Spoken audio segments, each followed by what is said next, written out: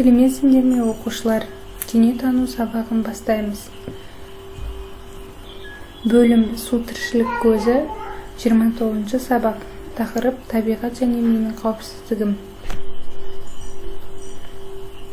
Сен бүгінгі сабақтан төтенше жағдайларда болатын сақтық ережелерін құруды үйренесің. Табиғатта болатын қауіпті жағдайларда тәртіп сақтаудың ережелерін білетін боласың. Ең алдымен өткенді қайталау үшін мына сұрақтарға жауап беріп көріңдер. Табиғи орта дегеніміз не? Табиғи ортада қандай қауіп-қатерлер жасырылған? Табиғи ортада қауіпсіздік ережелерін сақтау неліктен маңызды?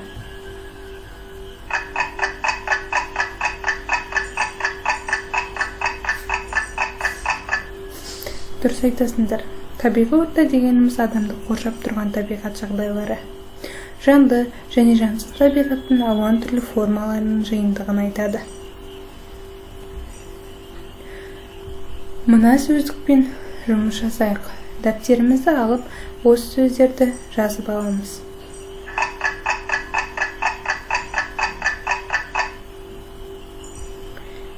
Қауіпті аймақ. Қауіпті аймақтар үш түрде болады. Олар табиғи, техногендік, экологиялық. Табиғи апат адамның іс-әрекетіне тәуелді емес. Олар мысалы құрғақшылық, су тасқыны, найзағайдың түсуі, тағы да басқалары. Техногендік апат адамның іс-әрекетіне тікелей байланысты болады. Мысалы өрттің шығуы, қоршаған ортаның ластануы. Су тасқыны күшті жауын-шашын не қардың еруінен пайда болатын құбылыс. Себебі қардың еруі, жауын-шашын, суды желмен айдағанда және кептелу, өзендердегі, көлдердегі су деңгейінің көтерілуінен жерді су басады. Салдары: жерді топан су басады, адамдар баспанасыз қалады. Жер сілкінісі жер қыртысының кенет ығысуы және ыдыраулардың әсерінен туатын жер асты дүмпулері мен жер бетінің тербеле қозғалуы. Салдары: жер сілкінісі барысында үйлер, жолдар, көпірлер, су құбырлары бұзылады. Электр беру жүйесіне зақым келеді. Жер сілкінісі кезінде қандай қауіпсіздік ережелерін сақтауымыз керек? Сол туралы видеороликке назар аударыңдар.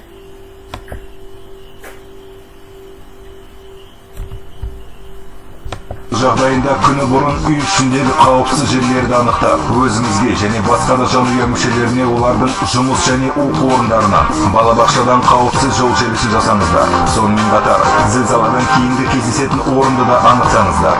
Алдын ала қажетті керек-жарақ салынған сөмке немесе жолғапшы дайындап қойыңыз. Оның ішіне құжаттарды, тамақ пен су қорын, дәрі-дәрмек қобдишасын, қолшам және сіріңкені, жылы киім және аяқ киімді салып қойыңыз. Егер ғимарат ішінде болсаңыз, алғашқы жер асты дүмпуі кезінде дереу газды, суды және электр қуатын өшіріңіз. Егер бірінші қабатта болсаңыз, ғимараттан шығыңыз. Бірінші қабаттан басқа қабаттардан далаға шығудың қажеті жоқ. Негізгі қабырғаның астына қауіпсіз жерде, бұрышта, есік орнында, тірек үстіні жанына тұрыңыз немесе ваннаға жатыңыз. Үстел немесе төсек астына жасырыныңыз. Олар сізді құлайтын заттардан қорғайды. Терезелерге және ауыр жиһаз жанына жақындамаңыз. Лифтіні қолданбаңыз. Егер көшеде болсаңыз, ғимараттардан және электр желілерінен қашықтау ашық орынға қарай ұмтылыңыз. Үзілген электр желісіне жақындамаңыз. Егер автокөлікте болсаңыз, қашан дүмпу басылғанша ашық орында, машина ішінде қала тұрыңыз. Радио үнемі қосулы тұрсын. Төтенше жағдайлар қызметтерінің дабылын тыңдаңыздар. Абыржамаңыз және басқаларда үрейге берілуден бой тартыңыз. Есіңізде болсын, сіздің сабыр сақтауыңыз күтпеген апатпен күресте жетістіктің кепілі. Толығырақ ақпарат. Видеоролик түсінікті болса, тапсырмамызды орындайық. Табиғат үрдістері берілген. Мұнда жер сілкінісі, найзағайдың түсуі, су тасқыны. Біз оның салдары мен сол кезде қандай қауіпсіздік ережелерін сақтауымыз керек екенін жазыңдар.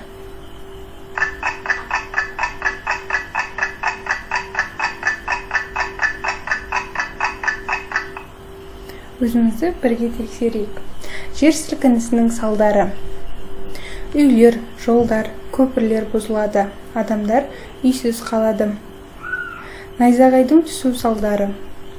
Үйлерді қиратады. Адамға түссе өлімге дейін апарады. Су тасқынының салдары. Жерді топан су басады. Ғимараттар, үйлер және елеулі материалдық шығынға ұшыратады. Жер сілкінісі кезінде қауіпсіздік ережелері. Қауіпсіз жерге бұрыш, есік орны, үстел астына тұру. Үйден шығып, ашық алаңда тұру. Найзағай түскенде қауіпсіздік ережелері. Терезені, есікті жабу, телефонмен сөйлеспеу. Орманда, егер орманда болсаңыз, қысқа талдардың астында тұру. Су тасқыны кезінде қауіпсіздік ережелері. Электр қуатын, газды сөндіру. Суға егер батқан жағдайда су бетінде жүрген заттардың үстіне шығу. Абыржымау. Келесі тапсырмаға назар аударыңдар. Берілген сұрақтарға я немесе жоқ жауабын беріңдер.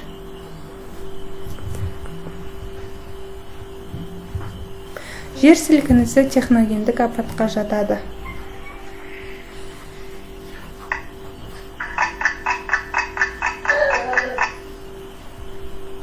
Жоқ, жер сілкінісі табиғи апатқа жатады. Зауыттардан, қалдықтардың бөлініп шығуы табиғи апатқа жатады.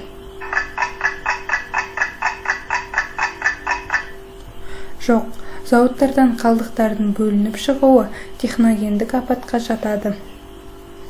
Найзағай ұрғанда металл заттардың жанында тұрма.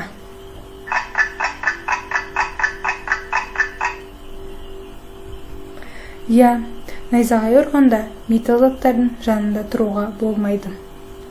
Жер сілкінісі кезінде үйден шығып, ашық алаңда тұру керек. Я, егер де төменгі қабатта болған жағдайда бірден ашық алаңға шығу керек. Адамның іс-әрекетіне су тасқыны пайда болады. Жоқ, су тасқыны адамның іс-әрекетінен пайда болмайды. Ол табиғи құбылыс. Ойланайықшы балалар, қазірде болып жатқан төтенше жағдай, карантин режимі туралы не ойлайсыңдар? Ол қандай апатқа жатады?